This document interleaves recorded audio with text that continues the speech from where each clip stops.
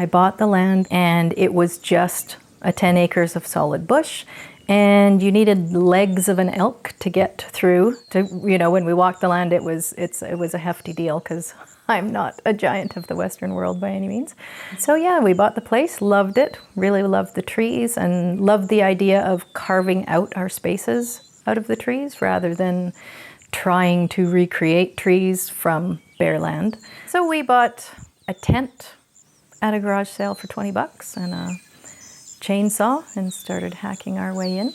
And step one was ground zero, we call it. We cleared a space for the tent and set up camp and started working on Dirty Bear Ranch.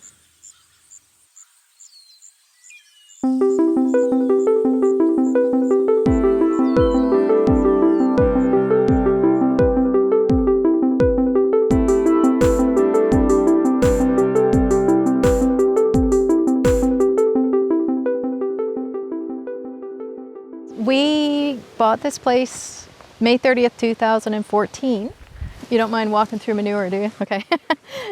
So yeah, the first summer we kind of hacked a path in here and cleared this area, and this is where we made camp. So we had a tent in there, and this was our fire pit, and then we made the outdoor shower, cleared the driveway, and dug the pond, and then started with just the interior cabin, which you'll see after. So sort of a 16 by 16 foot, let's get out of the tent. Let's get out of the tent before the snow flies kind of thing.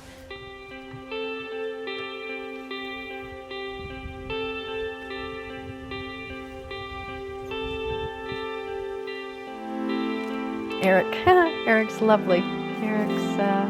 Yeah, we really have this lifestyle in common. It's something that we both really enjoy, and thankfully he's a hard worker. He's more somebody that I have to coax into, come on honey, let's go for a swim, and he'd forget. He'd just keep chopping wood or doing whatever. He's definitely not a sloth. And yeah, we enjoy so we cook a lot together. Yeah, he's lovely. I'm very lucky to have him in my life. He's a very lovely man. I was a city dweller. I wasn't raised with guns or horses or any of this stuff. My dad taught me to fish. That was the one thing we did do, harvest from the wild. I don't know where it came from. It's just something it's in your blood. Some people say, like, oh, becoming a doctor, it was my calling. I just had to. It's kind of how I feel about it. It's like, I don't really question it. I just know that I want to do it. It kind of happened slowly. In January, I was living in Prince George and had just started going back to university. And there was a truck strike on. They weren't delivering food to grocery stores. And I was looking through the shelves and they were starting to get kind of bare. And, I was thinking to myself, wow, like, what if this lasted a long time? How long could I go for? Like, it's not like I have a year's worth of food in my pantry. And that was the first kind of ding, like the penny dropped for me at that moment. And then I thought, man, what would I do if this went for a long time? And that was my first sort of feeling of being food insecure. Holy man, like I could actually starve to death up here in northern Canada. So I kind of vowed then, I'm going to start a garden. So that summer I did start a garden. And then it evolved. When I went to New Zealand, I took a permaculture course, started learning about that way of developing food systems. So you build your garden more like a natural forest. So you have trees and the plants, and you make things, you plant things certain ways together, like corn, squash, and beans, the nitrogen that they all share and so forth, they sort of feed and help each other. There's a whole system there. I don't weed. You've seen my gardens. I don't weed fastidiously, because actually that's not how nature works. You look out at the forest and it's like almost every square inch of the forest is used by something. So those sorts of philosophies really started me off down there. That's probably been one of the biggest lessons here. Like, here is probably the harshest climate I've ever lived in. And you work your guts out to build this garden and then you don't even harvest a radish. Or, you know, you do, but it's all woody and it's got worms in it, or like that comes up and it goes straight to seed, or, you know, it's kind of been disheartening and really hard on my own pride. And like, but I've lived in places that have been a lot easier to grow.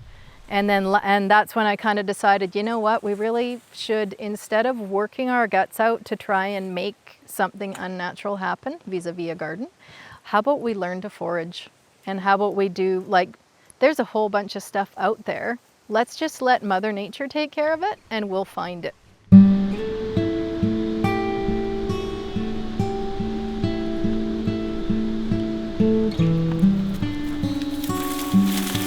Oh, are you coming to help? You coming to help? Oh, she does. Help. We're collecting the pollen from the cattails, and we started doing this last year, was our first year doing it, and we enjoyed it so much, the actual result, not necessarily the process, not that the process is a bad thing, it's kind of a pleasant way to spend, you know, an afternoon or a few mornings doing this. And so we collect the pollen and then we use it in breads and pastas and pancakes, muffins, any sort of, it's flour. I mean, it's kind of a flour replacement with a beautiful color and a lovely flavor.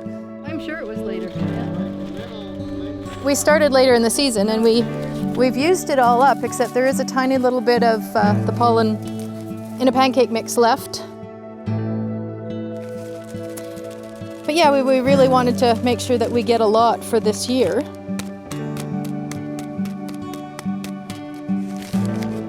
And so far the season is being really weird. It's early and not terribly prolific by the looks of things. But there's plenty still that don't even have the stalk heads. Like last year we did it sort of for 2 weeks straight, really heavy duty, and then it was done. And maybe this year it's going to be a slow, you know, a little bit here, a little bit there for a longer season. I don't know. That's one of the things that's kind of interesting about living with nature is you really have to accept what nature's willing to provide. If this is going to be a long, slow season, then you have to work in a long, slow way. And if it's a fast and furious season like it was last year, then you go at it hard when the stuff's available. We dug the dugout, and this is sort of backup overflow area. And 3 summers ago, we planted about 30 cattails.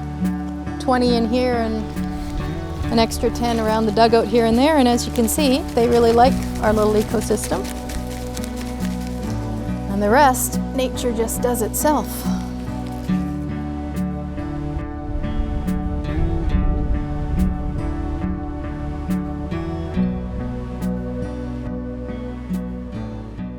I'm making pancakes.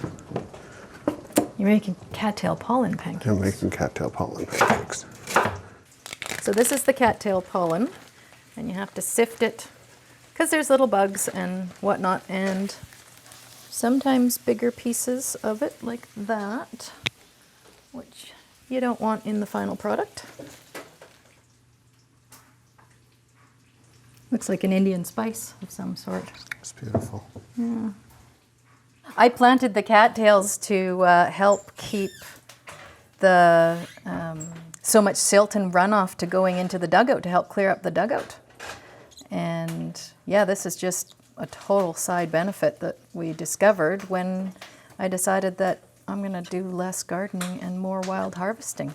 And you know, you always think, okay, am I just being quirky? Does this actually taste good, or is it just me because I've decided that it's going to taste good because I'm doing this wild harvesting thing? But yeah, so far, no, everybody that we have fed the pancakes to have loved it. That's our buttermilk that we're going to add. I like being outside. I like collecting that. I love the flavor of the cattail pollen. I like being able to add that nutrition to my body and, you know, for my family. It's been raised naturally. There's no hormones in it. There's no pesticides on it. It matters where things come from, how they're raised, and what's gone into them. You know, whether or not they're truly healthy. I don't want to be eating animals that have a lot of hormones put into them. I don't want to be eating a lot of food that's been sprayed. Like, you know, the person that says potatoes are really cheap. Yeah, but potatoes are also one of the worst crops in terms of heavy pesticide use, right? Yes, it's cheap. However, it's loaded with all sorts of things you really don't want in your body. It's looking good. Usually my first one's pale. I don't know what it is, but this one actually looks good.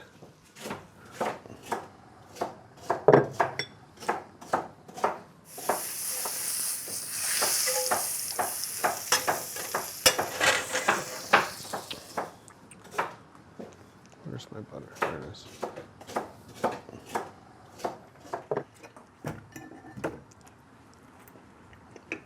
What's the verdict? It's delicious.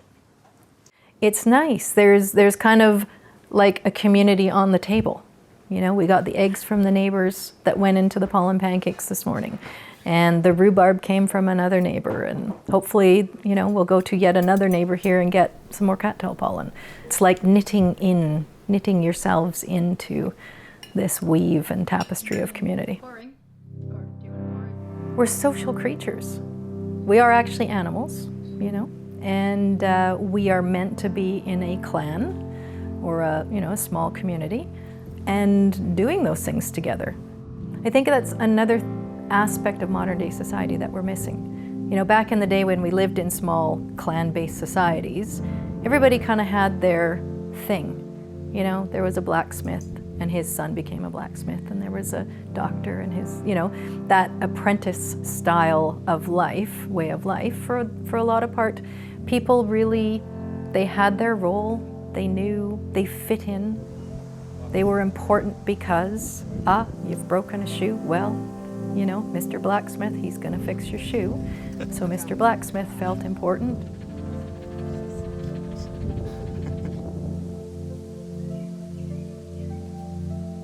And everybody knew each other, really, good, bad, or indifferent. You knew who you could call on, and I think in our more transient society where people are moving across the country and just going for jobs and just going for places for money, we are losing a piece of who we are as humanity. You know, there's like a humane piece that we're starting to lose.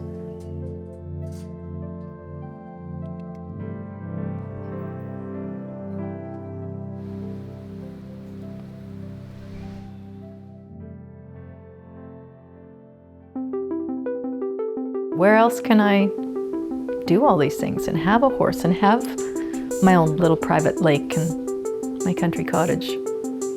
And a forest that provides, a forest that actually has major abundance around it, you know? It's very soothing. It's very calming. It dials you down. Yeah, it's a really nice life up here.